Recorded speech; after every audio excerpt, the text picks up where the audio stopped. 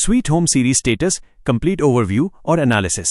यदि आप sweet home series के बहुत बड़े फैन हैं और इसके चौथे सीजन 4 का इंतजार कर रहे हैं, तो आपके लिए एक बहुत जरूरी और स्पष्ट अपडेट यह है कि नेटफ्लिक्स और मेकर्स डायलॉग्स और डायरेक्टर ली एंगबॉक ने आधिकारिक तौर पर यह स्पष्ट कर दिया है कि स्वीट होम का सीजन 4 नहीं आएगा। इस लोकप्रिय कोरियाई हॉरर अपोकैलिप्टिक ड्रामा को इसके तीसरे सीजन 3 के साथ ही पूरी तरह समाप्त कर दिया गया है। सीजन 3 का समापन इस तरह से किया गया है कि सभी मुख्य किरदारों की कहानियों को एक सही और अंतिम अंजाम मिल सके, इसलिए भविष्य में सीजन 4 आने की कोई संभावना नहीं है। चूंकि आप इस सीरीज से जुड़ी तमाम जानकारियों, बजट, प्लॉट, स्टारकास्ट और इसके अंत से जुड़ी हर बारीक बात को विस्तार से जानना चाहते हैं, तो आइए पूरी सीरीज, विशेषकर सीजन 3 तक के सफर और इसके निष्कर्ष का एक विस्तृत लेखा जोखा हिंदी में नीचे प्रस्तुत करते हैं, जो आपके इस विषय को गहराई से समझने में मदद करेगा। 1. स्वीट होम सीरीज, बजट और प्रोडक्शन स्केल। बजट और निर्माण लागत। स्वीट होम को नेटफ्लिक्स के इतिहास के सबसे महंगे और भव्य प्रोजेक्ट्स में गिना जाता है। कुल बजट। इस सीरीज के निर्माण में भारी भरकम खर्च किया गया है।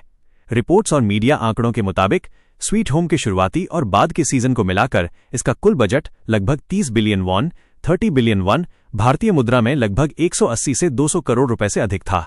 वीएफएक्स और स्पेशल इफेक्ट्स। इतने बड़े बजट का एक बहुत बड़ा हिस्सा इसके खूंखार मॉन्स्टर्स, राक्षस, इंसानी मॉन्स्टर हाइब्रिड ट्रांसफॉर्मेशन और तबाही के बाद की दुनिया अपोकैलिप्टिक वर्ल्ड के विजुअल इफेक्ट्स वीएफएक्स पर खर्च किया गया था। कोरियाई ड्रामा इंडस्ट्री में इस स्तर का वीएफएक्स और एक्शन कोरियोग्राफी बहुत कम देखने को मिलती है। 2. प्लॉट और स्टोरी लाइन। कहानी कहां तक पहुंची? स्टोरी और अंत। इस सीरीज की शुरुआत ग्रीन होम नाम की एक जर्जर इमारत से हुई थी, जहां लोग अचानक इंसानों से खूंखार राक्षसों में बदलने लगे थे। ये राक्षस इंसानों के दिल की दबी हुई इच्छाओं या गहरे डर का परिणाम होते थे। सीजन 1 की कहानी, मुख्य प्रोटैगनिस्ट चा ह्यून सू, जो खुद गहरे अवसाद और पारिवारिक त्रासदी से जूझ रहा था, उसी अपार्टमेंट में रहने आता है। धीरे धीरे वहां महामारी की तरह राक्षस फैल जाते हैं और रेजिडेंट्स को अपनी जान बचाने के लिए संघर्ष करना पड़ता है। इसी दौरान ह्यूनसू के भीतर भी संक्रमण के लक्षण दिखते हैं, लेकिन वह पूरी तरह राक्षस बनने के बजाय एक मॉन्स्टर ह्यूमन हाइब्रिड बन जाता है, यानी उसके पास इंसानी चेतना और राक्षसी ताकत दोनों आ जाती हैं। सीजन 2 और 3 का विस्तार। आने वाले सीजनों में बचे हुए लोग ग्रीन होम की चारदीवारी से बाहर निकलकर एक बंजर और भयानक दुनिया में आते हैं।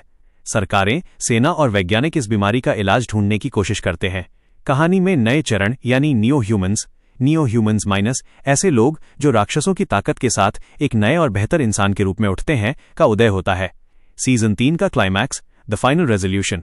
सीजन 3 इस पूरी गाथा का अंत लेकर आता है। इसमें ह्यूनसू और ली यून ह्योक जोयो एक नियो ह्यूमन के रूप में वापस लौटता है, मिलकर इंसानों और राक्षसों के बीच चल रहे अंतहीन युद्ध को समाप्त करने के लिए एक आखिरी जंग लड़ते हैं।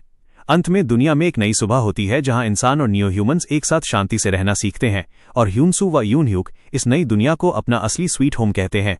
यही वजह है कि कहानी पूरी तरह सिमट जाने के कारण सीजन 4 की कोई गुंजाइश नहीं बचती। 3. स्टारकास्ट, मुख्य कलाकार और उनके किरदार। इस सीरीज की स्टारकास्ट बेहद मजबूत थी, जिसने अपनी दमदार एक्टिंग से इस हॉरर थ्रिलर को आइकॉनिक बना दिया।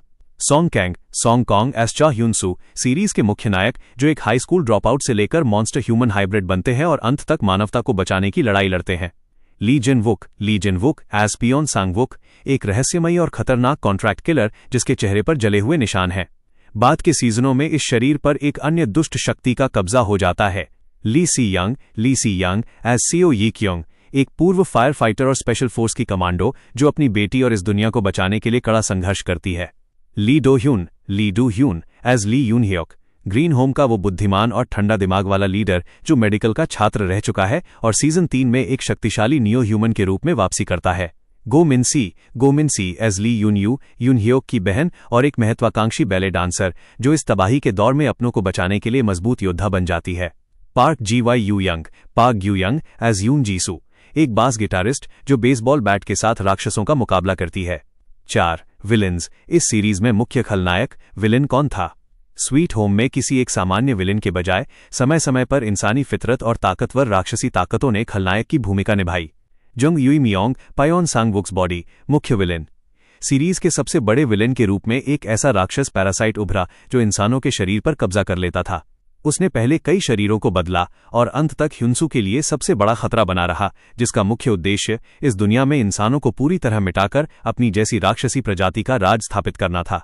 इंसानी लालच और फितरत। सीरीज का सबसे बड़ा संदेश यही था कि असली मॉन्स्टर कोई बाहरी जीव नहीं, बल्कि खुद इंसान का लालच, स्वार्थ और उसकी काली इच्छाएं हैं, जो उसे अंदर से विकृत कर देती हैं। 5. टीजर और ट्रेलर स्टेटस। टीजर और ट्रेलर का अपडेट। चूंकि स्वीट होम सीजन 4 का निर्माण हो ही नहीं रहा है और सीजन 3 ही इस सीरीज का अंतिम और फाइनल चैप्टर था, इसलिए इसका कोई नया टीजर या ट्रेलर रिलीज नहीं होगा। यदि इंटरनेट या सोशल मीडिया जैसे यूट्यूब या इंस्टाग्राम पर आपको स्वीट होम सीजन 4 टीजर या ट्रेलर के नाम से कोई वीडियो दिखाई देता है, तो वो फैंस द्वारा बनाए गए fan made by concept trailers हैं, जिनका वास्तविकता से कोई लेना देना नहीं है। इस प्रकार नेटफ्लिक्स की ये बेहतरीन कोरियाई मॉन्स्टर थ्रिलर सीरीज अपने तीसरे सीजन के साथ आधिकारिक रूप से पूरी हो चुकी है और इसके सभी सीक्रेट्स और कैरेक्टर्स के आर्क को संतोषजनक ढंग से समाप्त कर दिया गया है। तो वीडियो जरा सी पसंद आए तो वीडियो को लाइक करके चैनल को सब्सक्राइब जरूर कर देना। मिलते हैं नेक्स्ट वीडियो में। लेकिन हाँ, आपको कमेंट में ये बताना कि आपको कौन सी मूवी की अपडेट जाननी है, हॉलीवुड हो चाहे बॉलीवुड हो चाहे साउथ हो, कोई सी मूवी हो, और या फिर किसी भी मूवी का बॉक्स ऑफिस कलेक्शन जानना, कुछ भी जानना, तो कमेंट में उस मूवी का नाम जरूर लिखें।